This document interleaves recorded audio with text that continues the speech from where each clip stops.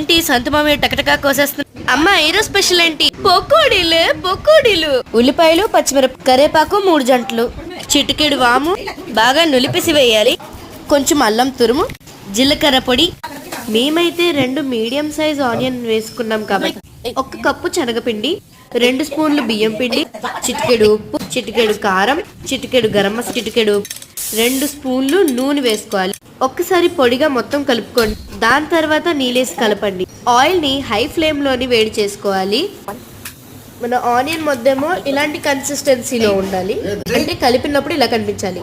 ఇలా పకోడీలని విడివిడిగా వేస్తూ ఆయిల్ ని సిమ్ చేయాలి. తినడానికి వెయిట్ చేయలేకపోతున్నాను. ఇలా 2 నిమిషాలు అయ్యాక బాగా కలుపుకోవాలి. ఇలా గోల్డెన్ బ్రౌన్ వస్తే బయటికి తీసేయాలి.